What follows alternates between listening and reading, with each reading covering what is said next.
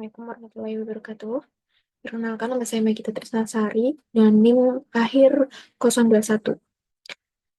Di sini saya ingin mereview artikel yang berjudul Risks in Adopting BIM, IoT, and DT for Facility Management, Asymptometric Analysis and Keywords Co-Occurrence Network Review by Stephanie Siccardi and Valentina Villa.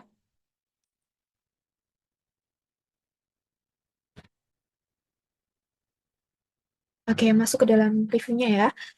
Artikel ini ditulis oleh Stephanie Siccardi dan Valentina Villa dan dipublikasikan di jurnal Windows pada tanggal 21 Desember 2022.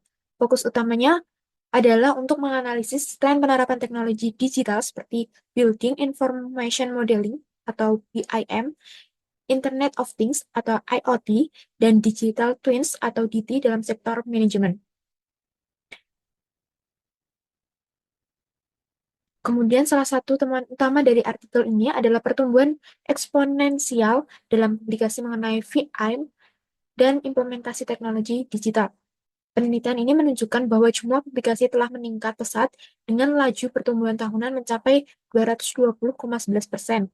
Ini menunjukkan minat yang semakin besar dari kalangan akademis dan industri terhadap penerapan teknologi digital dalam manajemen fasilitas. Artikel ini menjelaskan bagaimana teknologi seperti BIM berperan penting dalam meningkatkan interoperabilitas dan efisiensi operasional, sementara IoT dan DT memberikan kemampuan untuk pemantauan real-time dan analisis data yang lebih baik. Masuk ke dalam analisis kategori teknologi ini, apa aja? Yang pertama ada BIM, itu diakui sebagai topik paling banyak diteliti dalam konteks WM. Penerapannya dalam meningkatkan manajemen informasi dan kolaborasi dalam proyek konstruksi sangat ditekankan. Kemudian ada IoT, itu diidentifikasi memiliki potensi besar untuk otomatisasi dan pengumpulan data real-time dalam manajemen fasilitas yang berkontribusi pada efisiensi operasi. Kemudian ada DT yang memungkinkan visualisasi dan analisis data mendukung praktek pemeliharaan prediktif dan pengambilan keputusan berbasis data. Melalui analisis bibliometrik terhadap 220 dokumen yang diambil dari basis data Scopus, penulis berhasil memetakan perkembangan dan dinamika riset dalam bidang ini. Jadi di sini disebutkan bahwa kemunculan teknologi tambahan seperti blockchain, kecerdasan buatan atau AI, pembelajaran mesin ML, atau realitas tertambah atau AR sebagai bagian dari digitalisasi dalam VM. Kemudian teknologi-teknologi ini berpotensi mengubah cara sistem informasi dikelola dan diintegrasikan.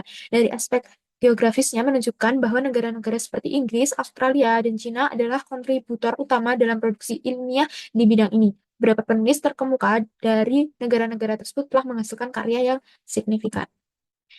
Analisis co-occurrence menunjukkan adanya 4 klaster utama yang berhubungan satu sama lain. DT, BIM, industri konstruksi, dan VM. Ada peningkatan minat terhadap penggunaan teknologi digital dalam manajemen fasilitas yang menunjukkan bahwa topik ini tengah menarik perhatian lebih banyak peneliti. Kemudian artikel ini menggarisbawahi pentingnya teknologi digital dalam transformasi manajemen fasilitas, memberikan perspektif berharga untuk penelitian lanjut dan potensi penerapan praktis di industri.